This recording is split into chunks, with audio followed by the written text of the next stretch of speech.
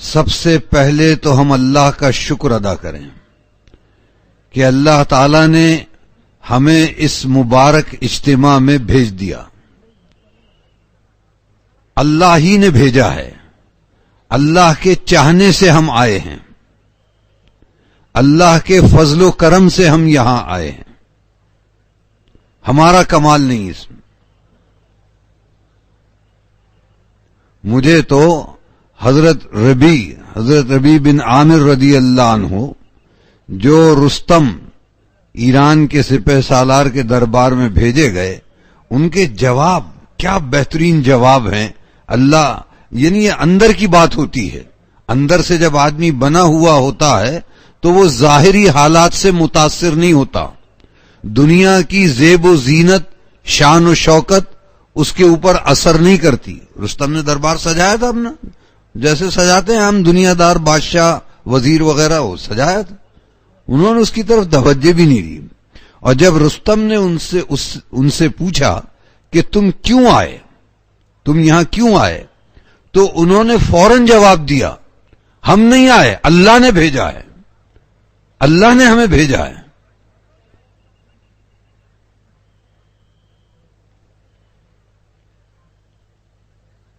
اللہ کے چاہنے سے آئے. آپ لوگوں کو بھی اللہ نے بھیجا ہے یہاں پہ. یہ اللہ کا کرم ہے، اس پر اللہ کا شکر ادا کریں. یہ ایک بہت بڑی نعمت ہے. اچھا، پھر اس نے کہا کہ اچھا واپس چلے جاؤ، ہم تمہارے امیر کو اتنا دیں گے، عام آدمی کو اتنا دیں گے، اور اتنی زمین تم کو دے دیں گے جو تمہارے ملک سے لگی ہوئے ہمارے قبضے میں، وہ سب تمہاری. تو دوسرا جواب ہم لوگوں کے لیے قیامت تک نمونہ ہے. انہوں نے کہا ہم ان چیزوں کے لیے نہیں آئے اور ہمیں تم سے کچھ لینا بھی نہیں. تم کیا دو گے ہمیں؟ فقیر. غنی دینے والی تو اللہ کی ذات ہے، جس کو چاہے جتنا چاہے دے دے، جس سے چاہے لے لے. اللہ ہی دینے والا ہے. تم ہمیں کیا دو گے؟ اور ہمیں تم سے کچھ لینا بھی نہیں ہے، بلکہ ہم تو تمہیں ایک بڑی قیمتی مایا دینے کے لیے آئے ہیں، بڑی قیمتی دولت دینے کے لیے آئے. گویا کہ صحابہ کی رگ و پے میں، ان کی گھٹی میں، ان کے خون میں یہ بات رچ بس گئی تھی کہ ہمیں تو ایمان کی دعوت دینی ہے. ہر ایک کو ہر جگہ ایمان کی دعوت دینی ہے. ہر ایک کو ایمان کی دعوت دینی ہے. ہر حال میں ایمان کی دعوت دینی ہے. ہماری جماعتیں جا رہی ہیں نا، یہ جذبہ لے کے جائیں کہ ہمیں ہر حال میں، یہ نہیں کہ سر میں درد ہو گیا، پیٹ میں درد ہو گیا، امیر صاحب اجازت دے دو، یہ نہیں، تو بہت کمزوری کی بات ہے. ہمیں تو نیت یہ کرنی ہے کہ صحابہ کی طرح ہمارے اندر کے یہ جذبات بن جائیں کہ ہم دنیا کے گوشے گوشے میں اب دعوت کو لے کے پہنچ جائیں. یہ ہمارا منصب ہے، یہ امت کا کام ہے. اسی کے لیے اس امت کو خیر امت کہا گیا.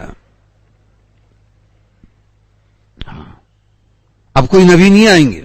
ہمارے نبی پاک حضرت محمد مصطفیٰ صلی اللہ علیہ وسلم آخری نبی ہیں. آپ کے بعد کوئی نبی نہیں آئیں گے. اس لیے آپ نے اپنا کام، اپنے کام کا ذمہ دار اپنی امت کے ہر فرد کو بنایا. ہر فرد کو، مرد ہو، عورت ہو، بچہ ہو، ہر ایک اس کا ذمہ دار ہے. چاہے اپنے مقام پر ہو، چاہے وہ اللہ کے راستے میں ہو، چاہے کسی سفر میں ہو، وہ اس کا ذمہ دار ہے. اس ذمہ داری کو سمجھنا ہے. اللہ کرے اس ذمہ داری کا احساس ہمیں پیدا ہو جائے.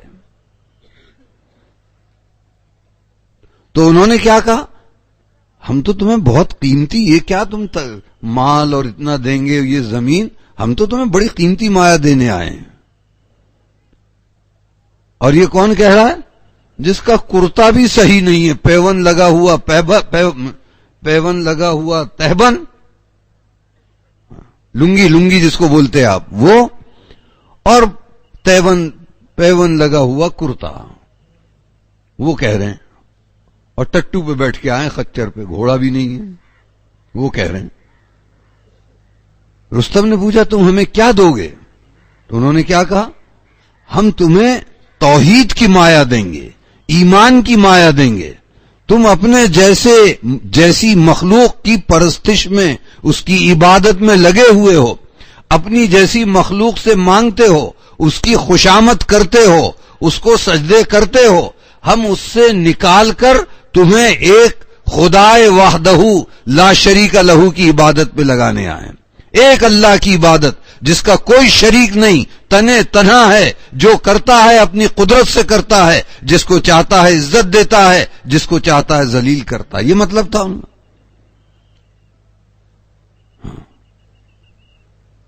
وہ چاہے تو شاہی بادشاہوں کو تخت پہ بٹھا کے ان کو ذلیل کر دے، جیسے نمرود اور فرعون کو کر دیا، اور چاہے تو بوریوں پہ بٹھا کے عزت دے دے، جیسے اولیاء اللہ حضرت خواجہ معین الدین چشتی رحمت اللہ علیہ، حضرت نظام الدین رحمت اللہ علیہ. ان کے کوئی محل تھے؟ یہ بوریا نشین تھے. یہ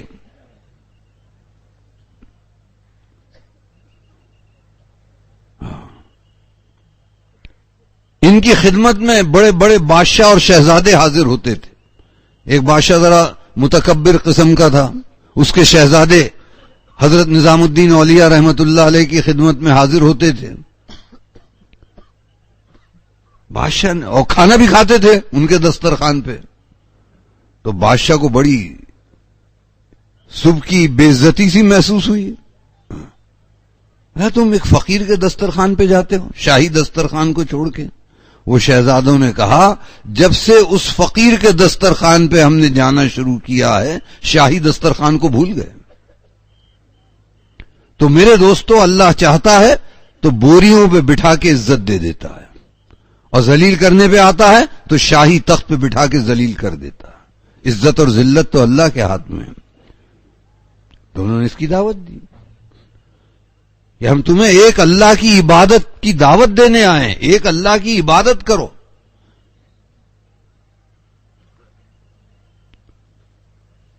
اور کیا فرمایا؟ باطل کے ظلم اور ستم والے نظام کو چھوڑ کر اسلام کے عدل اور انصاف والے نظام کو اختیار کرو. اسلام دین انصاف کا حکم دیتا ہے. ہر جمعے میں خطبے میں آپ سنتے ہیں ان اللہ یامر بالعدل والاحسان وایتاء ذی القربى وینہی عن الفحشاء والمنکر والبغی. کہ اللہ تعالیٰ تمہیں کیا حکم دے رہا ہے؟ انصاف کرو. ہر ایک کے ساتھ انصاف کرو. ماں باپ کے ساتھ انصاف کرو. ان کے ساتھ انصاف کیا ہے؟ ان کی خدمت کرو. ماں باپ کی خدمت کرو. باپ دروازہ ہے جنت کا، خدمت کر کے اس کو کھلوا لے یا نافرمانی کر کے اور تکلیف دے کے بند کروا لے. جنت تیری ماں کے قدموں کے نیچے ہے.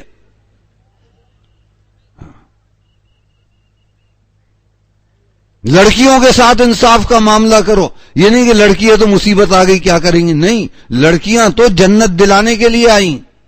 ہاں، لڑکیاں جنت دلانے کے لیے آئیں.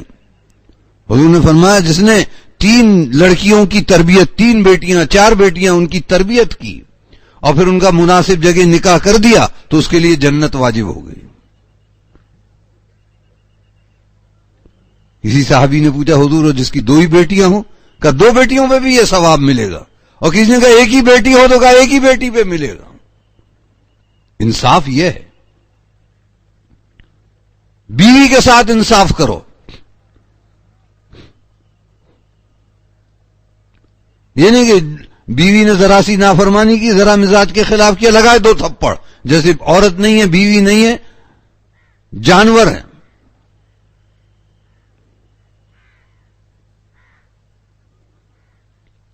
ایک بلی نے بچے دے دیے، کسی جگہ دے دیے. کسی نے پوچھا حضور اس کو مار کے بھگا دیں؟ حضور نے کہا نہیں، اب یہ ماں بن گئی، اس کو مارو مت. بلی ماں بن گئی تو اس کو مت مارو. یہاں بیوی ماں بن جاتی ہے تو اس کو مارتے ہیں. ہاں، بہت کمینہ ہے وہ آدمی جو اپنی عورتوں کو مارے، بیوی کو مارے. رسول اللہ صلی اللہ علیہ وسلم نے اپنی ازواج مطہرات کو کبھی نہیں مارا. ناراض تو ہوئے کبھی لیکن مارا نہیں. یہ زندگی ہے. جب ایمان آئے گا، اللہ کا خوف آئے گا، اللہ کا ڈر آئے گا، اللہ کا دھیان پیدا ہوگا، تو آدمی گناہوں سے رکے گا، ظلم اور ستم سے رکے گا، نہ بیوی پہ ظلم کرے گا. یہ نہیں کہ ماں باپ کا حق ادا کرنے آئے تو بیوی کو اتنا تنگ کیا کہ وہ بیچاری مجبور ہو کے اسٹو میں آگ لگا کے اپنے آپ کو جلا کے مار ڈالا اس نے، حرام موت. اور بیوی کی محبت میں دیوانے ہوئے اس کے غلام بنے تو ایسے کہ بوڑھے ماں باپ کا گھر میں رہنا دشوار ہو گیا. یہ نہیں، انصاف ہے، پڑوسیوں کے ساتھ انصاف، حاکم ہیں تو محکوموں کے ساتھ انصاف. یہ محنت اپنے ساتھ جماعتوں میں جا رہے ہیں، اپنے ساتھیوں کے ساتھ انصاف. تو میرے دوستو، یہ زندگی سیکھنی ہے ہمیں، اس زندگی کو اپنانا ہے. آج ہم اس زندگی کو بھول گئے، اس لیے جماعتوں میں جاتے ہیں تو کہاں کھاتے ہیں؟ گائے پہ بیٹھ کے کھاتے ہیں، زمین پہ بیٹھ کے کھاتے ہیں، دسترخوان بچھا کے کھاتے ہیں. یہ آپ کی سنت ہے. اس طرح سے یہ زندگی جو آپ نے بتائی، رستے میں چلو، تکلیف دہ چیز کو ہٹا دو، شور مت مچاؤ، لوگوں کا راستہ مت روکو. آپ نے ہر چیز کے طریقے بتائیں. رستے میں کیسے چلو، لوگوں کا راستہ مت روکو. آپ رستے پہ چل رہے ہیں، حضور کی سنتوں پر عمل کر رہے ہیں،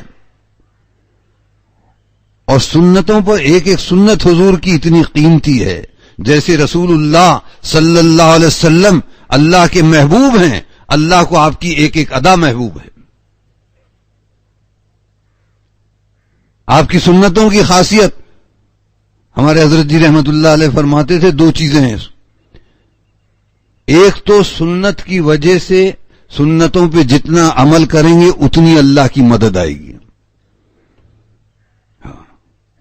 اور سنتوں پہ جو عمل کرتے ہیں ان کی طرف لوگوں کے دل کھنچتے چلے جاتے ہیں. صحابہ نے حضور والی زندگی اپنائی تو لوگوں کی رال ٹپکتی تھی کہ کاش ہماری بھی زندگی ایسی ہو جاتی. تقریروں کی ضرورت نہیں پڑتی تھی. جیسے خوشبو ہوتی ہے، خوشبو کو یہ نہیں کہنا پڑتا میں خوشبو ہوں، نہیں، اس کی مہک، اس کی شیرینی خود ہی لوگوں کو بتا دیتی ہے بہت عمدہ عطر ہے، طبیعت کھنچتی ہے اس طرح. یہ محنت اس لیے ہے کہ ہماری زندگیاں ایسی ہو جائیں کہ لوگوں کی دل اس طرف مائل ہونے لگیں، کھنچنے لگیں. تو میرے دوستو، یہ اس وقت کا جو مبارک مجمع ہے، ایک مجمع تو وہ ہے جو اللہ کے راستے میں جا رہا ہے، تو ہم سب اللہ کا شکر ادا کریں. یہ جانے والے بہت زیادہ شکر ادا کریں کہ یہ بھی جو جا رہے ہیں اللہ کے راستے میں، اللہ کی توفیق سے جا رہے ہیں، اللہ نے نکالا ہے. جو یہاں مجمع آیا ہے اس کو اللہ نے بھیجا ہے. کائے کے لیے بھیجا ہے؟ یہ کار نبوت ہے. جیسے میں نے عرض کیا نا، رسول اللہ صلی اللہ علیہ وسلم آخری نبی ہیں، آپ کے بعد کوئی نبی نہیں آئیں گے.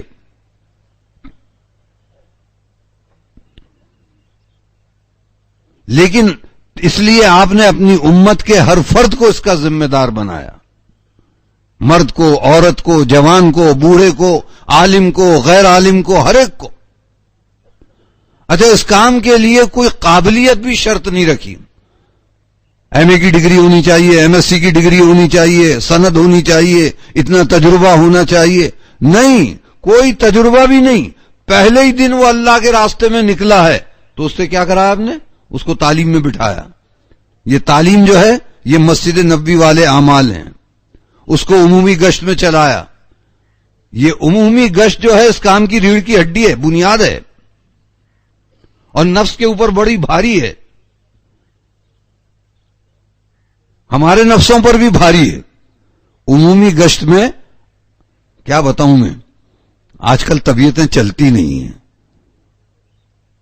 جماعتوں میں نکلے ہیں ہم، خوب عمومی گشت کی عادت ڈالیں.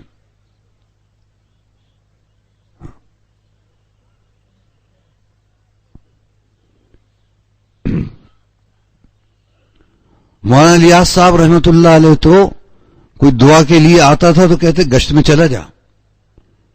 ایک آدمی آیا, حضور میری مولانا الیاس صاحب کی خدمت میں, حضرت میری بیوی بہت بیمار ہے, دعا کر دیجئے. منگا دیکھ وہ جماعت جاری گشت میں اس کے ساتھ چلے جا. اب وہ طبیعت پہ بوجھ بہت پڑا کہ میں تو بیوی کی دعا کے لیے آیا تھا, یہ گشت میں بھیج رہے, گشت میں نکل کے دعا کرنا. تو چلے گیا میں گشت میں. جب گشت سے جماعت واپس ہوئی تو میرے گھر کے سامنے سے گزری, تو جس بیوی کو میں بستر پہ چھوڑ کے آیا تھا وہ گھر میں جھاڑو لگا رہی تھی. تو یہ کوئی انہونی بات نہیں ہے. گشت جو ہے سارے نبیوں کی سنت ہے, سارے نبیوں کی سنت ہے. خود رسول اللہ صلی اللہ علیہ وسلم کا گشت جو ہے مکہ مکرمہ کی چلچلاتی دھوپ میں صبح سے لے کے دوپہر تک آپ گشت کرتے تھے, لوگوں کے گھروں پہ جاتے تھے, ان کی خوشامد کرتے تھے, اور لوگ آپ کا استقبال نہیں کرتے تھے مکے میں, آئیے جناب تشریف لائیے, ٹھنڈا پیئیں گے, گرم پیئیں گے, نہیں. کوئی دھول پھینک رہا ہے, کوئی راستے میں کانٹے بچھا رہا ہے, آپ سب برداشت کر رہے ہیں, کسی کو برا بھلا نہیں کہہ رہے, کسی کو بد دعا نہیں دے رہے,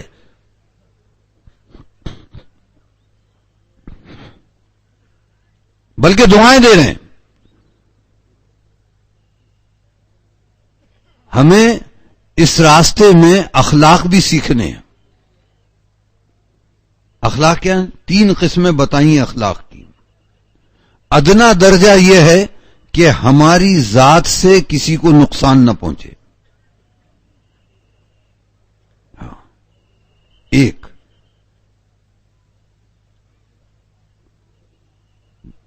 ہم کسی کی ایذا رسانی کا, تکلیف کا سبب نہ بنے.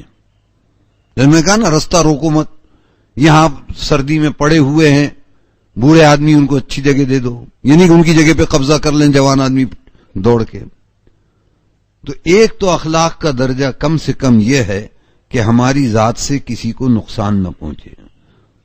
اس آدمی کا ایمان کامل نہیں جس کی زبان سے اور ہاتھ سے, جس کی زبان سے اور ہاتھ سے اس کے پڑوسی محفوظ نہ ہوں, یعنی اپنے پڑوسیوں کو نقصان نہ پہنچائے. اس سے اونچا درجہ کیا ہے؟ ہماری ذات سے ہر ایک کو فائدہ پہنچے, ہم لوگوں کو فائدہ پہنچائیں.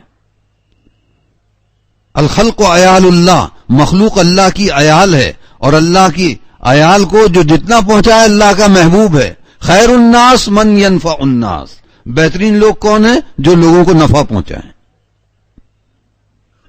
اور سب سے اعلی درجہ اخلاق کا, جس کے رسول اللہ صلی اللہ علیہ وسلم کے بارے میں فرمایا گیا, آپ اخلاق کے اعلی ترین درجے پر ہیں. وہ کیا ہے؟ جو آپ کو نقصان پہنچائے اسے بھی فائدہ پہنچائیں, جو آپ کو تکلیف پہنچائے آپ اس کی ہدایت کے لیے دعا کریں. طائف میں آپ کو کتنی تکلیف دی گئی, کتنی تکلیف دی گئی. آپ نے خود فرمایا سب سے سخت دن میرے اوپر طائف کا گزرا ہے, جس میں مبارک کو لہو لہان کر دیا, شہر سے نکال دیا.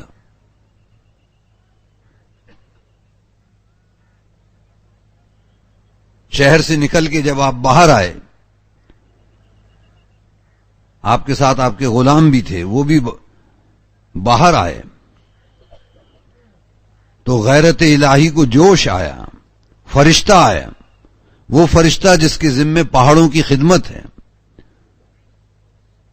اس نے کہا حضور اگر آپ ارشاد فرمائیں تو اس بستی کو دونوں پہاڑوں کے درمیان پیس کے رکھ دیں, سب کو چل جائیں. حضور نے فرمایا نہیں نہیں, میں تو یہ چاہتا ہوں کہ اللہ تعالیٰ ان کو ہدایت دے. دیکھا آپ نے, تکلیف پہنچانے والوں کے لیے بھی ہدایت کی دعا کر رہے ہیں. میں تو چاہتا ہوں کہ اللہ تعالیٰ ان کو ہدایت دے. اور اگر ان کے مقدر میں ہدایت نہیں ہے تو اللہ ان کی اولاد کو ہدایت دے اور ان سے دین کا کام لے.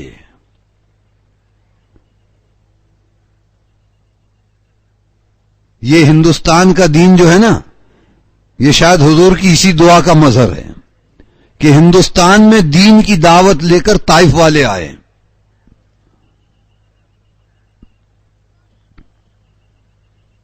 بعض علماء کی تحقیق یہ ہے کہ حضرت عمر کے دور میں آ گئے،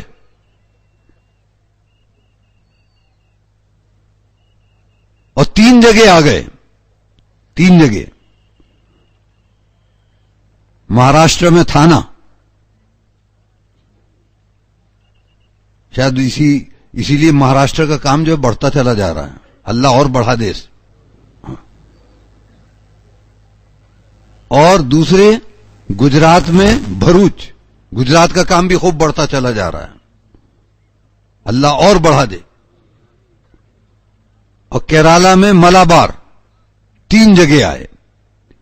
اور ہم جو تبلیغ والے کہلاتے ہیں جماعتوں میں جاتے ہیں. واقعی تبلیغی جماعت وغیرہ کوئی چیز نہیں ہے. حضرت مولانا الیاس صاحب رحمت اللہ علیہ سے پوچھا گیا آپ نے تبلیغی جماعت کی بنیاد ڈالی ہے کیا؟ کہا نہیں، دنیا میں پہلے ہی کیا کم جماعتیں کہ ایک میں بھی بنا ڈالوں. ہمارے لیے تو وہ جماعت جو حضرت محمد مصطفیٰ صلی اللہ علیہ وسلم بنا کر گئے وہی جماعت کافی ہے. اور وہ کس کی جماعت ہے؟ وہ مسلمانوں کی جماعت ہے. ہم سب مسلمان ہیں. ہم سب کون ہیں؟ بولو. ارے بولو نا، پیچھے والے بھی بولو. ہاں، ہم سب مسلمان ہیں. وہی جماعت کافی ہے. حضور کے زمانے میں مسلمانوں کی جماعت، اور کوئی جماعت نہیں، مسلمانوں کی جماعت. بس یہ کہا کہ میں یہ چاہتا ہوں کہ یہ جماعت مسلمانوں کی حضور والے کام کو بھی کرے، جو کام ہمارے ذمے کر کے گئے وہ کام بھی کرے، اور ہم نام کے مسلمان کے بجائے کام کے مسلمان بنے. یہی ہمارے کام کا مقصد ہے. کیا کہہ رہے ہیں؟ تو میرے عزیزوں اور دوستو، ہم سب مسلمان ہیں. اللہ ہمیں کام کا مسلمان بنا دے.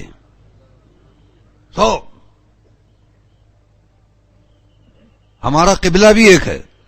کوئی مسلمان ہو منہ کس طرف کرے گا نماز میں؟ قبلے کی طرف. حج کو کہاں جائیں گے؟ ارے بولو، حج کو کہاں جائیں گے؟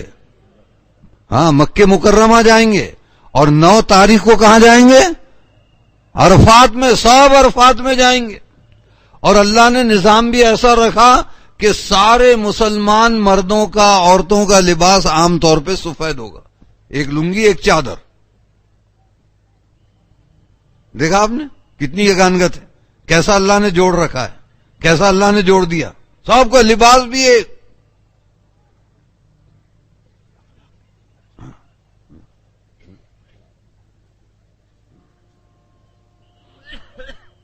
سب کا لباس بھی ایک ہے. کہیں ایسی یگانگت؟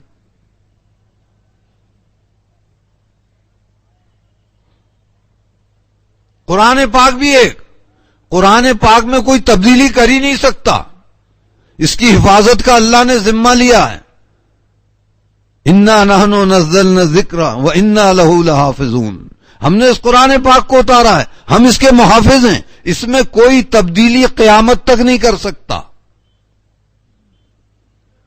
چاہے تم 1000 سال پہلے کا نسخہ اٹھا کے دیکھو، آج قرآن پاک کا اٹھا کے دیکھو، کوئی تبدیلی نہیں.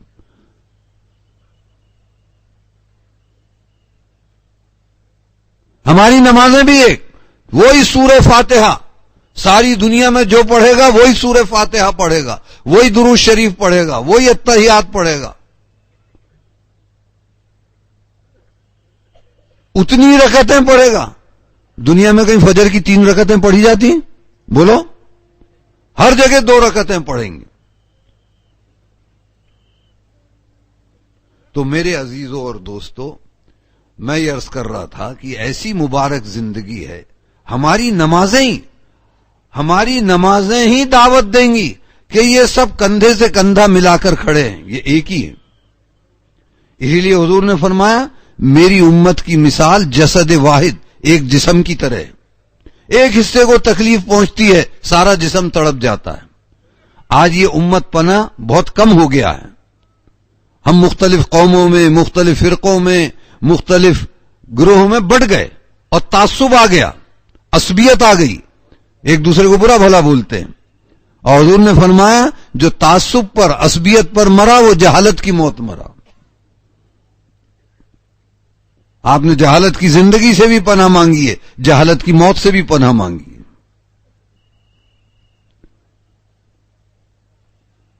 تو میرے بھائیوں اور دوستو، ایک مجمع اللہ کے راستے میں جا رہا ہے،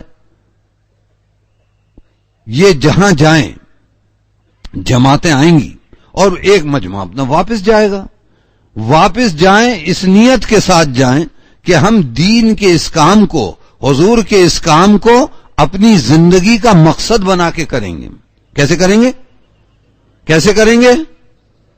زندگی کا مقصد ہے ہماری زندگی کا مقصد۔ ہم اپنی زندگی کے مقصد کو بھول گئے۔ اللہ نے ہمیں یہاں کیوں بھیجا؟ کائے کے لیے بھیجا؟ سارے انسانوں کو پیدا کیا اللہ نے اپنی عبادت کے لیے۔ سارے انسان اور جن پیدا ہوئے اللہ کی عبادت کے لیے۔ اس امت کو پیدا کیا کائے کے لیے؟ عبادت بھی کرو اور اس عبادت کی دعوت بھی دو۔ ساری دنیا میں چل پھر کر عبادت کا ماحول بناؤ، ایک اللہ کی عبادت کرنے والے بنے۔ ساری دنیا میں چل پھر کر اس کی محنت کرو کہ ہماری مسجدیں آباد ہو جائیں۔ جو مسجدوں کو، اللہ کے گھروں کو آباد کرنے کی محنت کریں گے، اللہ تعالیٰ ان کے گھروں کو اجڑنے نہیں دے گا، اللہ ان کے گھروں کو آباد کرے گا۔ ہم اس کی محنت کریں، جہاں جہاں جائیں، جماعتیں بھی اور مقامی لوگ بھی سب مل کر اس کی محنت کریں کہ 100% لوگ نماز میں آنے والے بنیں، 100% ہی نمازی بن جائیں، 100% حضور پاک صلی اللہ علیہ وسلم کی سنتوں پر عمل کرنے والے بن جائیں۔ جیسے نماز میں، نماز فرض سے پہلے سنتیں پڑھتے ہیں نا، ایسے ہی ہر کام میں حضور کا سنت طریقہ کیا ہے، آپ کے سنت طریقوں کو ہم اختیار کریں۔ جماعتوں بھی جانا اس لیے کہ سنتوں کو سیکھیں، آپ کے طریقوں کو سیکھیں۔ شریعت اور سنت ساری دنیا میں عام ہو جائے، ہر ایک اس کو، ہر ایک اپنی ضرورت سمجھے، اپنی نجات اور کامیابی اس میں سمجھے کہ شریعت اور سنت پر عمل کرنا، اسی میں میری نجات ہے۔ سن رہے نا بھائی؟ سو تو نہیں رہے؟ ہاں، جو سو رہے ہیں ان کو ذرا محبت سے، پیار سے جگا دو۔ ہاں، رات کو دیر ہو گئی سونے میں، نیند نہیں ہے، تقاضا ہے، لیکن یہ آج کا دن ہے، اس کو بہت غنیمت جانے۔ یہ دن پھر نہیں آئے گا، یہ دن چلا گیا تو دوبارہ نہیں آئے گا۔ اور یہ سننا بھی عبادت ہے، یہ جو آپ سن رہے ہیں نا یہ بھی عبادت ہے، یہ جو بیٹھ کے سن رہے ہیں یہ بھی عبادت ہے۔ آپ ایک عبادت میں ہیں، عبادت سوتے سوتے تھوڑی ہوگی۔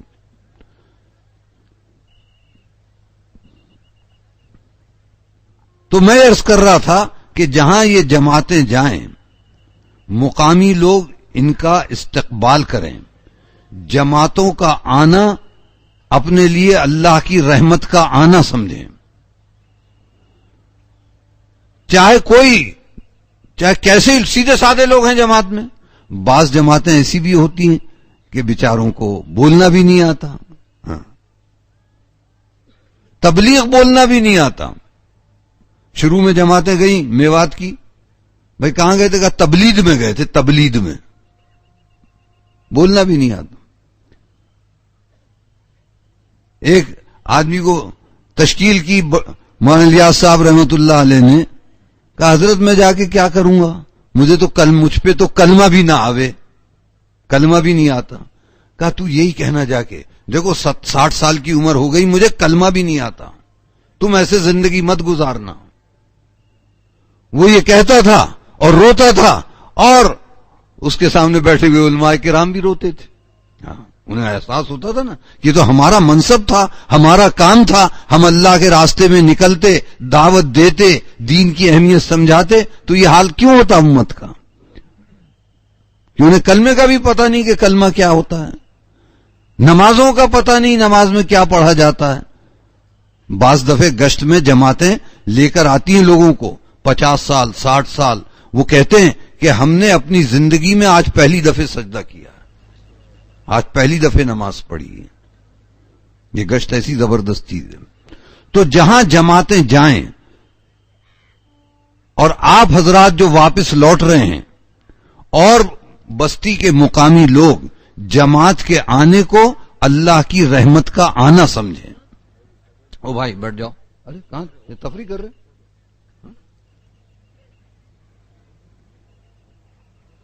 ابھی سیکھ رہے ہیں، ابھی بہت کچھ سیکھنا ہے. یہ چلنا بھی سیکھنا ہے. اتنا سارا مجمع بیٹھا ہے، آدمی یہاں سے چل رہا ہے. سیکھ رہے ہیں، سیکھتے سیکھتے سیکھیں گے انشاءاللہ. ہمارا سب کا جذبہ سیکھنے کا رہے، مرتے دم تک ہم سیکھنے والے رہیں. ہاں، لا ادری کی کیفیت کے ساتھ ہے، مجھے کچھ نہیں آتا. جو یہ سمجھتا ہے کہ مجھے کچھ نہیں آتا، وہ سیکھتا ہے، وہ ترقی کرتا ہے.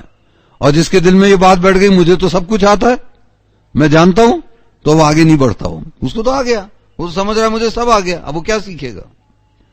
ہمیں تو اس کیفیت کے ساتھ چلنا ہے کہ مجھے کچھ نہیں آتا. مولانا الیاس صاحب رحمت اللہ علیہ سے کسی نے اپنی پریشانی کے لیے کوئی تعویذ مانگا، جو دے دیے. تو آپ نے کیا بہترین جواب لکھا ہے. جن سے ساری دنیا میں اللہ نے کام لیا، ان کے اندر دیکھو کتنی عاجزی اور انکساری تھی. اللہ کرے ہمارے اندر بھی آ جائے کچھ، چھوٹا بن کر چلے. ہمیں بڑا بننے کا بڑا خپت ہے، بیماری ہے. انہوں نے جواب لکھا ہے، میرے بھائی، نہ میں عالم ہوں نہ عامل ہوں، نہ میں عالم ہوں نہ عامل ہوں، گمنامی میں پڑا ہوا ایک شخص ہوں. حضرت محمد مصطفیٰ صلی اللہ علیہ وسلم والے کام کو کرنا چاہتا ہوں، جانتا اس کو بھی نہیں ہوں، آتا یہ بھی نہیں.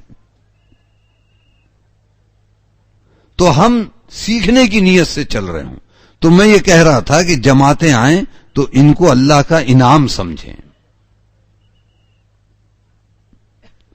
چاہے اس میں کوئی بیان کرنے والا نہ ہو، یہاں تک کہ کوئی تعلیم کرنے والا بھی نہ ہو، تو بھی اللہ یہ قسم و پرسی کے عالم میں آئے ہیں. قسم و پرسی صرف یہی نہیں کہ مال نہیں ہے، چیزیں نہیں ہیں. اصل قسم و پرسی یہ ہے کہ دین نہیں ہے، نمازیں نہیں ہیں، نمازیں نہیں آتی. اب ان کو بیٹھ کے مقامی پرانے ہم لوگ جو جماعتوں سے واپس ہوئے ہیں یا اس اجتماع سے واپس ہوئے ہیں، ان کو بیٹھ کر مسجد میں نماز کے حلقے بنائیں، قرآن پاک کے حلقے بنائیں، تعلیم کے حلقے قائم کریں اور سیکھنا سکھانا شروع.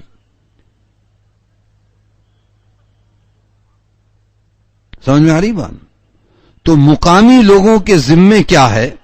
مختصر وقت تھوڑا سا ہے. جو مقام پر دیکھو، اس کام کے دو رخ ہیں. ایک تو یہ کہ اللہ کے راستے میں نکلنا، اپنی جان اپنا مال. یہ حضور نے سبق دے دیا پہلے ہی دن. آپ کا ہجرت کا سفر ہے. حضرت لمبا قصہ ہے، میں مختصر عرض کرتا ہوں. حضرت ابو بکر رضی اللہ عنہ نے فرمایا، حضور میں نے 2 اونٹنیاں تیار کر رکھی ہیں، ایک آپ کی خدمت میں ہدیہ ہے، ایک میرے لیے، 2 ہیں. حضور نے فرمایا نہیں، ہدیہ نہیں. حالانکہ حضرت ابو بکر آپ سے بہت معتقد، آپ کے عاشق، آپ سے بہت محبت کرنے والے، آپ کی ہر بات کی تصدیق کرنے والے، ان سے کہہ رہے ہیں ہدیہ نہیں، قیمتاً لوں گا، یہ اللہ کے راستے کا سفر ہے. پہلے ہی دن بتا دیا کہ اللہ کے راستے میں اپنی جان بھی لگاؤ، اپنا مال بھی لگاؤ. یہ اس کام کے سارے اصول اور آداب سیرت رسول اللہ صلی اللہ علیہ وسلم سے اور صحابہ کی زندگی سے لیے گئے ہیں.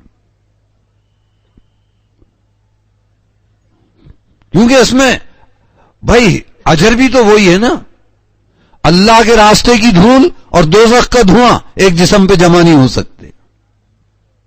تھوڑی دیر اللہ کے راستے میں کھڑا ہو جانا، تھوڑی دیر کے لیے اللہ کے راستے میں کھڑا ہو جانا لیلۃ القدر میں حجر اسود کے سامنے عبادت سے افضل۔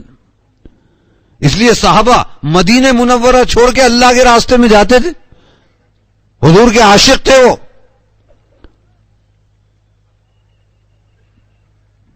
لیکن اللہ کے راستے میں جانے کا شوق تو ایک، اور پھر یہ بات بھی ہے جس چیز پہ آدمی کی جان اور مال لگتی ہے وہ چیز آدمی کے نزدیک بہت قیمتی ہو جاتی ہے۔ جان اور مال لگی تھی، اس لیے دین سے زیادہ قیمتی کوئی چیز نہیں تھی۔ حضرت ابوبکر کی پوری جان اور پورا مال لگا تھا، تو آپ نے کیا کہا؟ اَيَنْقُصْ دین و انا حیٌّ، دین میں کمی آئے اور میں زندہ رہوں، ایسا کیسے ہو سکتا ہے؟ یہ دل سے نکلی تھی بات۔ اللہ نے ان سے کام لیا، بہت بڑا کام لیا۔ تو بہرحال اللہ کے راستے میں جان اور مال لگانا۔ جو واپس جا رہے ہیں وہ بھی دین کی محنت کی نیت کر کے جائیں کہ ہمیں تو پوری زندگی اس کام میں لگانی ہے۔ پوری زندگی اس کام میں لگانی اس کا یہ مطلب نہیں کہ دکان بند کر دیں، نوکری چھوڑ دیں، تجارت چھوڑ دیں، کھیتی چھوڑ دیں، نہیں۔ ہر کام کو اللہ کے حکم کے مطابق کریں گے، ہر کام کو اللہ کے حکم کے مطابق کریں گے۔ حضرت محمد مصطفیٰ صلی اللہ علیہ وسلم نے جو طریقہ بتایا اس کے مطابق کریں گے۔ کیوں بھائی، سمجھ میں آ رہی بات؟ طے کر رہے اس بات کو؟ ہاں، یہاں یہی طے کرنا ہے کہ ہمیں اب کام کرنا ہے، لیکن جو بھی کام کریں گے وہ حضور کے طریقے پر اور اللہ کے حکم کے مطابق کریں گے۔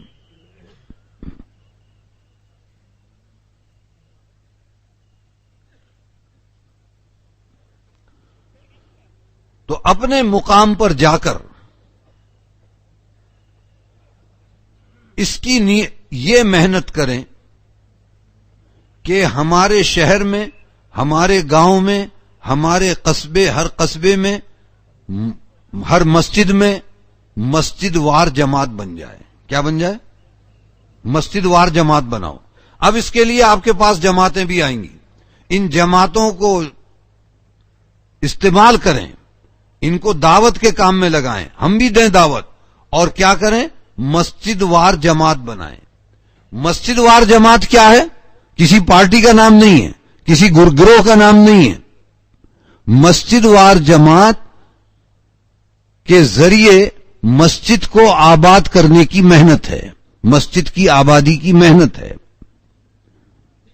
بھائی، مسجدیں مومن کے لیے ایسی ہیں جیسے مچھلی کے لیے پانی۔ مسجدیں اللہ کا گھر ہیں، مسجدیں بیت اللہ کی شاخیں ہیں۔ بیت اللہ کیا ہے؟ اللہ کا گھر ہے جو زمین پر اتارا گیا ہے۔ مختصر عرض کر رہا ہوں میں، پھر طوفان نوح کے وقت اٹھا لیا گیا، پھر ابراہیم علیہ السلام، اسماعیل علیہ السلام سے دوبارہ تعمیر کرائی گئی۔ کیسے تعمیر کرائی گئی؟ چندہ کیا؟ صدر سیکرٹری بنائے؟ نہیں، ایسے تعمیر کی کہ پہلے باپ بیٹوں نے بڑی بڑی قربانیاں دے دیں۔ آگ میں داخل ہونا پڑا تو آگ میں چلے گئے، وطن چھوڑنا پڑا تو وطن چھوڑ دیے، آگ میں جا رہے ہیں اور مخلوق کی طرف متوجہ نہیں ہوتے، اللہ سے مانگ رہے ہیں۔ کیا کہہ رہے ہیں؟ حسبی اللہ نعم الوکیل۔ کیا کہہ رہے ہیں؟ بولو ایک دفعہ تو کہہ لو، حسبی اللہ نعم الوکیل، میرا اللہ میرے لیے کافی ہے۔ ہاں بھائی، کہاں تشریف لے جا رہے ہیں آپ لوگ تفریح کرتے ہوئے؟ ارے یہ جماعت میں ہو، بیٹھ جاؤ۔ ہاں، آپ سے کوئی بات کرنے آئے آپ کے گھر پہ اور آپ منہ پھیر کے چل دو، ایسا ہوتا ہے؟ ہم تو لوگ آپ سے بات کرنے کے لیے آ رہے ہیں۔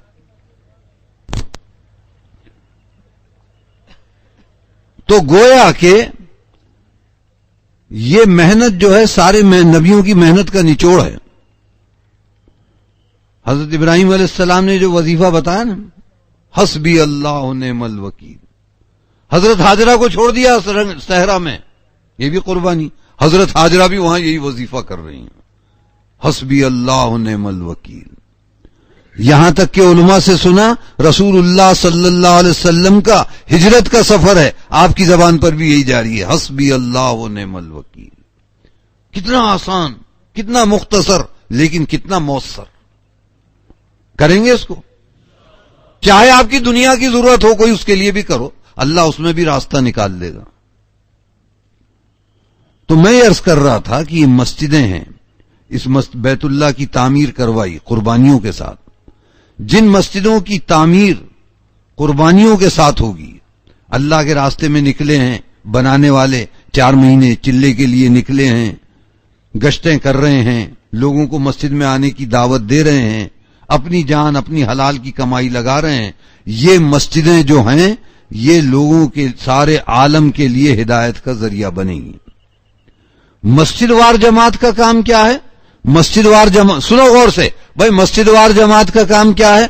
مسجد وار جماعت کا کام یہ ہے کہ ہر مسجد کی مسجد وار جماعت سارے عالم کی فکر کرے. کائے کی فکر کرے؟ سارے عالم کی فکر کرے، اور یہ نیت اور ارادے اور عزم کرے کہ ہمیں ساری دنیا کے دین کے تقاضے پورے کرنے ہیں. اس لیے کہ رسول اللہ صلی اللہ علیہ وسلم ہر امتی کو پوری امت کے سپرد کر کے گئے، اور پوری امت کو ہر امتی کے سپرد کر کے گئے.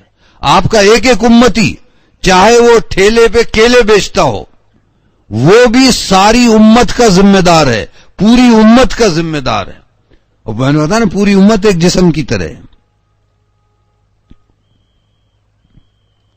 تو یہ مسجد وار جماعت ساری دنیا کی فکر کرے، اور جہاں تقاضا ہو جماعتیں بھیجنے کا، وہاں جماعتیں بھیجنے کی فکر کرے.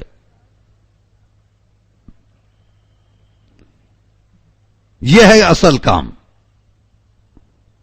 پھر اتنی محنت کرے کہ اس مسجد کے اطراف کوئی بے نمازی نہ رہے.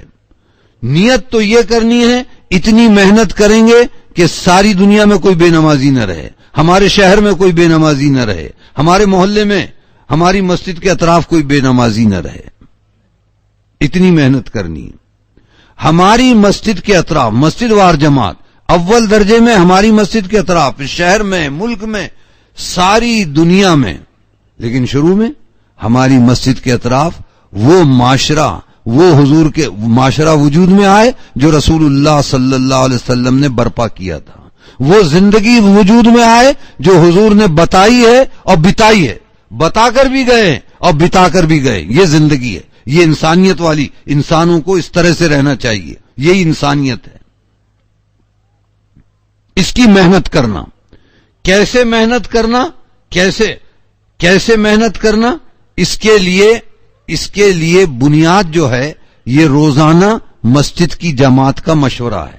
یہ مسجد کی جماعت روزانہ مشورہ کرے، مشورے سے ہمارے کام ہو. مشورہ کہتے ہیں شہد کی مکھی کے چھتے سے شہد نکالنا. لفظی معنی مشورے کے شہد کی مکھی کے چھتے سے شہد نکالنا. تو مکھیاں ایسی نکالنے دیں گی شہد؟ چمچ لے کے چلے گئے اور نکال لیا، وہ تمہارا خون چوس لیں گی. ہاں، اس لیے جو شہد نکالنے والے ہوتے ہیں وہ کیا کرتے ہیں؟ خوب جسم کو ڈھانک لیتے ہیں، ہاتھ میں آگ کی مشل لیتے ہیں، اور پھر چھتے کے پاس جاتے ہیں. آگ دیکھ کے مکھیاں بھاگ جاتی ہیں، پھر جلدی سے وہ شہد نکال لیتے ہیں. ایسے ہی مشورے میں مشورے کے آداب کا خیال رکھتے ہوئے اللہ کے واسطے بیٹھنا، اللہ کے لیے مشورہ دینا. یہ نہیں کہ میرے دوست نے یہ مشورہ دیا تو میں بھی دوں. 3-4 آدمی گروپ بنا کے بیٹھ گئے، دیکھ جو میں بولوں تو ہی بولنا، اور دیکھ تو نے اس کے خلاف بولا تو خبردار یاد رکھنا. یہ نہیں، یہ تو محملہ ہے، اس سے کوئی خیر وجود میں نہیں آئے گی. اس سے تو وہی خطرہ ہے، مکھیاں خون چوس لیں گی. اس لیے ہمارے ہاں نظام الدین بنگلے والی مسجد کے بزرگوں میں ایک بزرگ تھے ہمارے حضرت مولانا عبید اللہ صاحب رحمۃ اللہ علیہ. وہ کہتے ہیں مجھے مشورے سے بہت ڈر لگتا ہے، لیکن ضروری ہے، کام تو مشورے سے ہی کرنا ہے. بغیر مشورے کے کرنے میں خیر نہیں. مشورہ نہیں کیا تو کام کس سے لیں گے؟ لیکن ان آداب کی رعایت رکھتے ہوئے. اچھا، ابھی یہ آداب نہیں آتے تو ہمارے لیے بہت آسان راستہ بتا دیا. بھائی ہم سیکھ رہے ہیں، آتا نہیں ہے ہمیں، ابھی ہمیں مشورہ کرنا بھی نہیں آتا. ابھی مشورے میں بیٹھنا بھی نہیں آتا، مشورے میں بھی موبائل لے کے بیٹھتے، مشورہ بھی ہمارا موبائل ہو جاتا ہے، ادھر موبائل بجا ادھر بھاگے.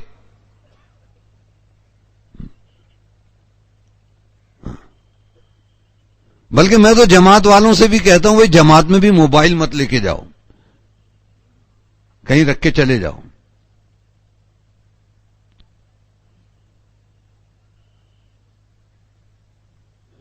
بہرحال تو ایک تو مشورہ روزانہ، مسجد وار جماعتیں روزانہ مشورہ کریں، کوئی وقت مقرر کر کے جس میں سب کو سہولت ہو. اور مشورے میں یہ نہیں آج کیا تم نے کیا، آج کس سے ملاقات کی، آج کس، یہ نہیں. سوچ فکر ہماری اصل قوت فکر ہے. پہلے فکر پیدا ہوتی ہے، پھر عمل وجود میں آتا ہے. اس کی فکر کرنا دین کے تقاضے کہاں کہاں کے ہیں، جماعتوں کے تقاضے کہاں کہاں ہیں، کہاں جماعتیں بھیجنی ہیں، کہاں چلے کی جماعت بھیجنی ہے، کہاں 4 مہینے کی جماعت بھیجنی ہے، کہاں 3 دن کی جماعت بھیجنی ہے، اپنے محلے سے تشکیلیں کس کس کی کرنی ہیں. کوشش یہ کرو کہ ہر گھر کا ہر فرد باری باری 4 مہینے 40 دن جماعت میں جاتا رہے. تو بہرحال یہ مشورہ ہے. نمازوں میں لانے کے لیے بھی مشورہ ہے، اپنے بھائیوں کو نمازوں کی ترغیب دے کے مسجد میں لانا.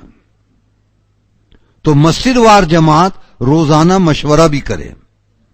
مسجد وار جماعت کا ہر فرد پہلے اپنے گھر میں روزانہ تعلیم کرے.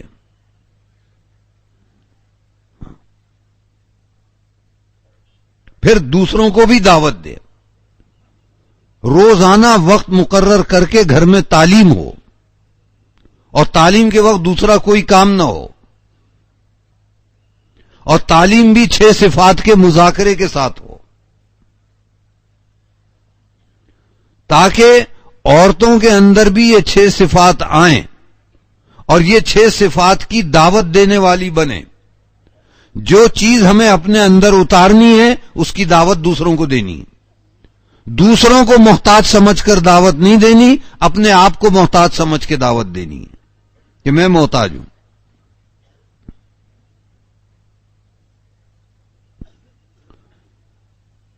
تو روزانہ تعلیم کا وقت بھی طے ہو، گھر میں تعلیم ہو.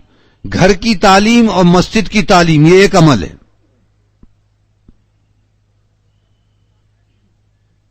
جماعتیں اس کی نیت کریں کہ جہاں جائیں گے جب تک مسجد وار جماعت وہاں نہیں بنے گی اس مسجد میں، اس مسجد کو نہیں چھوڑیں گے. ایک یہ کریں طے کہ مسجد وار جماعت بنانی ہے، اور دوسرے نقد جماعت بھی نکالنی ہے. نقد جماعت بھی نکالنی ہے مقامی مسجد وار جماعت کی مدد سے. آپ جائیں گے، علاقے میں جائیں گے، گاؤں دیہاتوں میں، ارے بھائی تشریف رکھو، بیٹھے رہو. بہت سے لوگ وہ ہوں گے جنہوں نے جماعت میں جانے کے لیے نام لکھائے تھے، نہیں جا سکے، ان کو ترغیب دے کے نکالنا. پھر یہ آگے کا زمانہ، چھٹیوں کا زمانہ آ رہا ہے، کالج اسکولوں کی چھٹیاں ہیں. اگر ہم نے ان نوجوانوں کو جماعتوں میں نہیں بھیجا، صحیح کام میں استعمال نہیں کیا، تو اہل باطل ان کو غلط کاموں میں استعمال کریں گے، لڑائی جھگڑے میں استعمال کریں گے، گالم گلوچ میں استعمال کریں گے، پکنک پہ جائیں گے. کہاں پہ جائیں گے؟ ایجوکیشن ٹور، جس میں لڑکے بھی جائیں گے، لڑکیاں بھی جائیں گی. ہاں، اور وہ ساری دنیا کی بدماشیاں اور عیاشیاں کریں گے. یہ جو کالج میں پڑھتے ہیں، اسکول میں، جانتے ہیں بچے، ان کو خوشامد کر کے اللہ کے راستے میں بھیجنا، تاکہ ہمارے یہ نوجوان حضرت مصعب ابن عمیر کی طرح، طارق بن زیاد کی طرح، محمد بن قاسم کی طرح ایسے جوان تیار ہوں، صحابہ کے جوانوں کی طرح ہوں، جن کے دل کی تمنا ہوتی تھی کہ ہماری جانیں اللہ کے راستے میں جائیں. آج معلوم نہیں کہاں کہاں جاتی ہیں. تو یہ مسجد وار جماعت کے یہ کام ہیں، صرف 5 کام نہیں، یہ بھی کام ہیں. وہ 5 تو بنیادی کام ہیں، جس میں 2 کام میں نے گنا دیے آپ کو، مشورہ اور گھر کی مسجد کی تعلیم. اسی طرح میرے دوستو،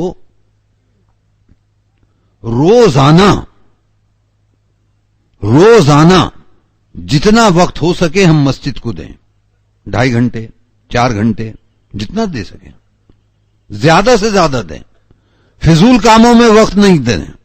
ہمارا وقت کہاں جاتا ہے؟ ہوٹلوں میں، بازاروں میں، پان کے ٹھیلوں پر، واہی تباہی پھرنے میں. اور میں کیا کیا بتاؤں. یہاں جو کمزوریاں برائیاں پھیل رہی ہیں ان کا تذکرہ کرنا مناسب نہیں ہے، بلکہ یوں کہا گیا کہ برائی کا تذکرہ بھی مت کرو، برائی کو ختم کرو، اس کا تذکرہ چھوڑ کر ذکر ہی مت کرو. ہمیں تو جو کام کرنے ہیں ان کاموں کو اللہ کے واسطے کرنا، اللہ سے مانگ کر کرنا اور اسی کی دعوت دینا. یہ کام جاندار بنیں گے. تو مسجد کو کم سے کم 2.5 گھنٹے تو دے ہی دو. کیوں بھائی؟ دیں گے انشاءاللہ. اب 2.5 گھنٹے میں کیا کریں گے؟ 2.5 گھنٹے میں یہ کرو کہ ہمیں مسجد کو آباد رکھنا ہے. مسجدوں میں ہمارے تالے پڑ جاتے ہیں. وہ مسجد میں تالے نہیں پڑتے بلکہ ہمارے دلوں پہ پڑ جاتے ہیں، پھر خیر کی بات داخل نہیں ہوتی. مسجد کو آباد رکھنا. 3 ایک آدمی مسجد میں چھوڑ دو جو مسجد میں تعلیم کریں، سیکھنا سکھانا بھی کریں، تعلیم تو ضروری کریں. 2 3 آدمی گشت کے لیے بھیج دو، لوگوں سے ملنے کے لیے، گھر گھر کی ملاقات کے لیے. حضرت مصعب ابن عمیر پہلے داعی ہیں جو مکے سے بھیجے گئے مدینہ منورہ حضور کی تشریف آوری سے پہلے، ہجرت سے پہلے. اب وہ کہاں ٹھہرے؟ وہ بغیچے میں ٹھہرے. جو لے کے گئے تھے میرے بغیچے میں ٹھہر جاؤ، وہیں سو جایا کرنا رات کو. نہ کوئی مسجد تھی، نہ کوئی مکان تھا، نہ کوئی سرائے تھی، وہاں ٹھہر جاؤ. کھانے کو مل گیا تو کھا لیا، نہیں ملا تو اللہ کا شکر ادا کیا. مل گئی تو روزی، نہیں تو روزہ. لیکن حضرت مصعب ابن عمیر مدینے کے ہر گھر پہ پہنچ گئے، کوئی گھر نہیں چھوڑا، اور کوئی گھر ایسا باقی نہیں بچا جس میں اسلام داخل نہ ہو گیا ہو، دین داخل نہ ہو گیا ہو. کوئی نہ کوئی فرد دین میں داخل ہو گیا.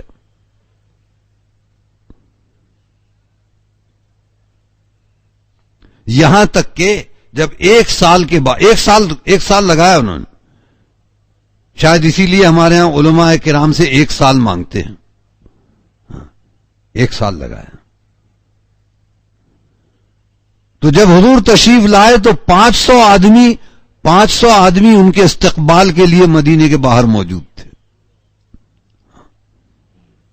تو یہ 2.5 گھنٹے میں گھر گھر کی ملاقاتیں بھی ہوں لوگ. لیکن گھر پہ زیادہ بات مت کرو، بلکہ ترغیب دے کے گھر سے نکال کے مسجد میں لاؤ اور مسجد میں بٹھا کے دعوت کی بات کرو.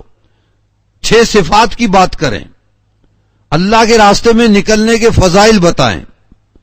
ہو سکے تو تشکیل بھی کر ڈالیں، 4 مہینے، 40 دن، 3 دن نمازوں کی تشکیل، تعلیم کی تشکیل، گھر کی تعلیم کی تشکیل، جس خانے میں جو فٹ ہو جائے. یہ دعوت کا حلقہ ہو گیا. ادھر تعلیم کا حلقہ ہوا، یہ دعوت کا حلقہ ہوا. جو آ رہے ہیں ان کا استقبال کرو. یہ روزانہ کرنے کے کام ہیں. بلکہ اللہ کرے ایسا ہو جائے کہ دن بھر ہماری مسجد میں یہ کام چلتا رہے. ابھی 2.5-3 گھنٹے لگا کے گئے، تھوڑی دیر کے بعد دوسرے لوگ آ گئے 2.5-3 گھنٹے لگانے. پھر ظہر کے بعد کچھ اور لوگ آ گئے، پھر عصر سے عشاء تک چلتا رہا. اس طرح ہماری مسجد آباد رہے. جب مسجدیں آباد رہیں گی تو اللہ کی رحمتیں آتی رہیں گی. اس کے ساتھ ساتھ ہفتے کے 2 گشت ان کو بالکل لازم پکڑنا. ہماری اصل اصلاح تو عمومی گشت میں ہوتی ہے، عمومی گشت خالی لوگوں کے لیے نہیں. اچھا، عمومی گشت کے اثرات سارے عالم پر پڑتے ہیں. مولانا یوسف صاحب رحمت اللہ علیہ فرماتے تھے تم اپنے محلے میں گشت کرو گے اور اس کی زد ساری دنیا کے باطل پر پڑے گی، اس کے اثرات ساری دنیا پر پڑیں گے. کیسے پڑیں گے؟ جب آپ گشت کرو گے تو کھلتا چلا جائے گا. آج جتنے لوگ ملکوں میں جا رہے ہیں، ملکوں میں کام کر رہے ہیں، آپ یقین جانیے اس میں کی اکثریت 90% لوگ عمومی گشت میں آئے ہیں. عمومی گشت میں آئے.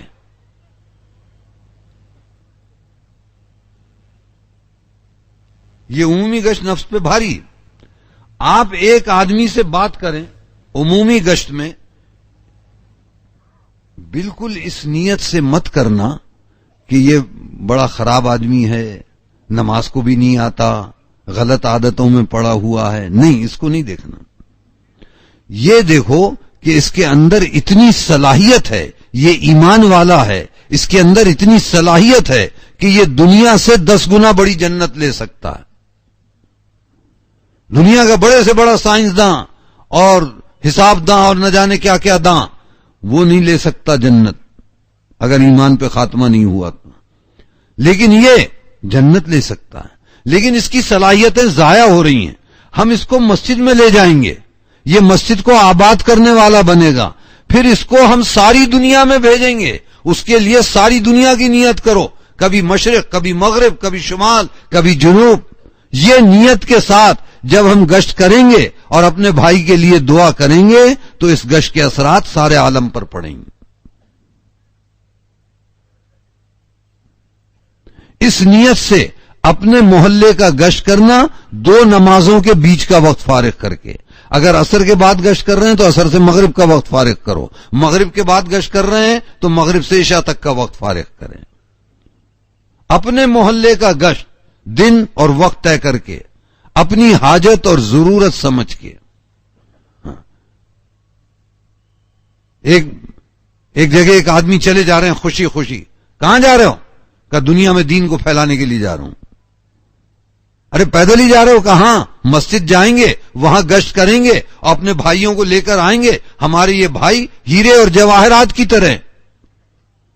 ہاں، حدیث کا مفہوم ہے انسان جو ہیں ہیرے اور جواہرات، سونے اور چاندی کی کھدانوں کی طرح ہیں. سونا، ہیرا مٹی میں ملا ہوا ہوتا ہے. کھود کے نکالو، پھر اس کو آگ کی بھٹی میں ڈالو، مٹی جو ہے غلاظت جو ہے نیچے رہ جائے گی، سونا اوپر ابھر کے آئے گا. یہ ہمارے بھائی مٹی میں کہاں صلاحیتیں ضائع ہو رہی ہیں، یہ ابھریں گی.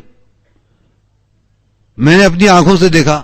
ہمارے ہاں کے ایک بزرگ تھے یوسف پٹیل، وہ امراوتی میں، اکولا میں بڑی بنیادی آدمیوں میں سے، کام شروع کرنے والوں میں سے، اللہ ان کی مغفرت فرمائے، درجات بلند کرے.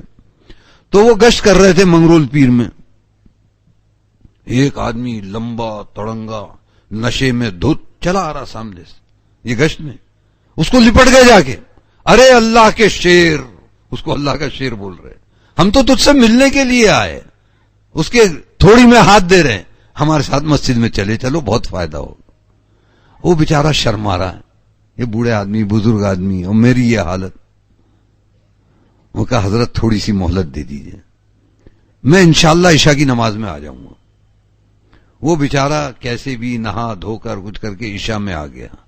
آپ یقین جانو ایسا آیا کہ پھر وہ گیا نہیں، یہاں تک کہ اس کی موت اللہ کے راستے میں ہوئی.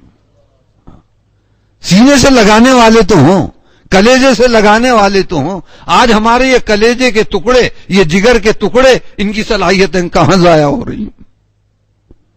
اس کا درد ہو، اس کا غم ہو، اس کی کڑھن ہو، وہ کب ہوگی؟ جب یہ گشتوں میں چلیں گے. اپنے محلے کا گشت، دوسرے محلے کا گشت. مسجد کی جماعت کا ہر فرد اپنے ساتھ 3 دن کی، مہینے کی جماعت بنائے. ہر مہینے 3 دن کی، کم سے 27 دن محنت کر کے کم سے کم 3 دن کی جماعت بنائے. دوسرے گشت کے ذریعے اپنے ان محلوں میں جہاں کام نہیں ہوتا وہاں مسجد کی جماعت بنائیں، اور 3 دن کی جماعتوں کے ذریعے اپنے اطراف کے دیہاتوں میں جہاں کام نہیں ہوتا وہاں جا کے مسجد کی جماعت بنائیں. آپ مسجد کی جماعت بنانے کے لیے یہ بھی مت دیکھو مسجد ہے کہ نہیں، مسجد میں اجازت ہے کہ نہیں، کسی کی دکان پہ بنا ڈالو.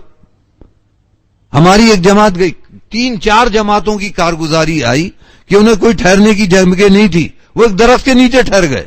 اور بعض جماعتیں تو 1 ہفتے پڑی رہی درخت کے نیچے.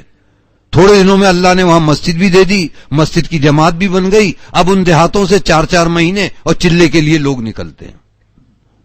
یہ صبر آزما کام ہے، پہلے دن نہیں ہو جاتا، پہلے دن کوئی کام نہیں ہوتا. قرآن پاک کتنے سال میں اترا ہے؟ آسمان دنیا سے زمین پہ 23 سال کے عرصے میں اترا ہے. پہلے دن مکے میں کام نہیں ہو گیا، بلکہ حضور کو مکے سے ہجرت کرنی پڑی، 8 سال کے بعد پھر آئے.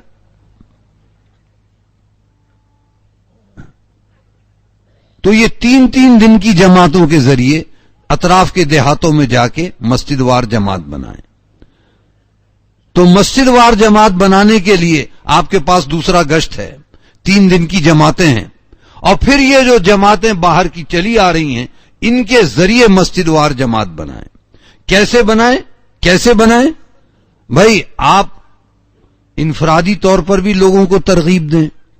جماعتیں گشت کر رہی ہیں، نقد تشکیل کر رہی ہیں، جہاں 4 مہینے چلے کی تشکیل کر رہی ہیں وہاں گشتوں کی، تعلیم کی، اس کی بھی تشکیل کریں. اب مغرب کے بعد عمومی گشت عصر کے بعد ہوا یا مغرب کے بعد ہوا، جس نماز کے بعد آپ نے بیان کیا ہے اس نماز کے بعد، بیان کے بعد جہاں آپ 4 مہینے چلے کی تشکیلیں کریں، ضرور کریں، نقد تشکیلیں کریں. لوگ تو کہیں وہ اجتماع ہونے والا ہے وہاں سے نکلیں گے، وہ ہونے والا ہے وہاں سے نکلیں گے. نہیں، آپ نقد تشکیل کریں. تشکیل ہونے کے بعد جو باقی مجمع ہے اس کو مسجد وار جماعت کے فائدے، مسجد وار جماعت کا مقصد، مسجد وار جماعت سے کتنا نفع ہوگا، کتنا فائدہ ہوگا، اور یہ مسجد وار جماعت نام ہے، باقی یہ اصل میں کام ہے، کار نبوت ہے، نبیوں والا کام ہے، صحابہ والا کام ہے. میں کیا بتاؤں آپ کو، یہ صحابہ والا کام ہے.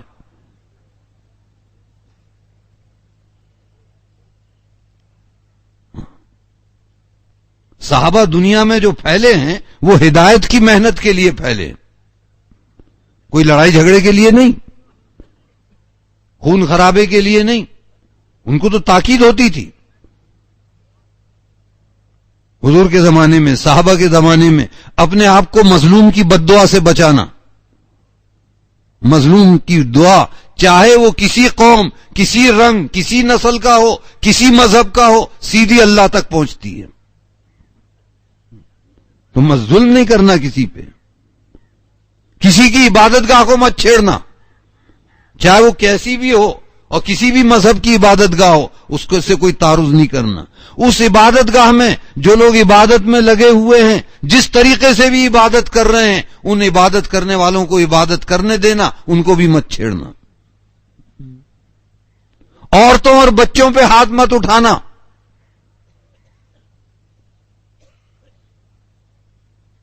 یہ تاکید ہوتی تھی. اور کسی کی کھیتی اور باغ کو برباد مت کرنا. آپ لوگ بھی اس کا خیال رکھنا، یہ چاروں طرف کھیتیاں ہیں، یہ کھیتیوں کو نقصان نہ پہنچے، ایک دانے کو بھی ہماری وجہ سے نقصان نہ پہنچے، بلکہ آپ کی دعا ذکر کرتے رہیں گے، یہ کھیتیاں بھی آپ کے لیے دعا کریں گی اور گواہ بنیں گی قیامت کے دن، اور ان میں برکتیں دے گا اللہ تعالیٰ.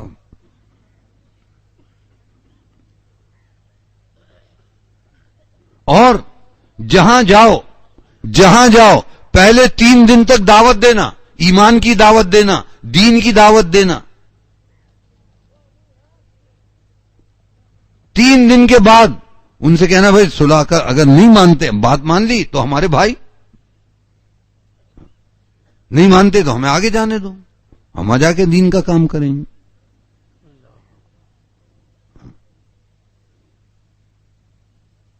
تو میرے دوستو، یہ مسجد وار جماعت کو اہتمام سے بنانا، مقامی کام کو جم کر کرنا، اپنے گھر میں اپنے بچوں کی تربیت، بچوں کو کے لیے مکتب کا انتظام، قرآن شریف پڑھانے کا انتظام، یہ بالکل من جانب اللہ ہے.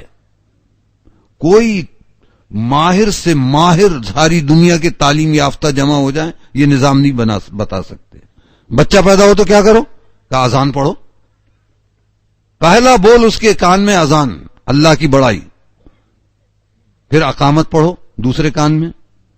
بچے کو ہوش آئے گا تو وہ سمجھ لے گا میری اذان بھی ہو گئی، نماز بھی ہو گئی، اب اذان بھی ہو گئی، اقامت بھی ہو گئی، اب نماز باقی ہے. زندگی کتنی ہے؟ جتنی اقامت اور نماز کے بیچ کا وقت ہے، اس میں سارے کام کرنے ہیں.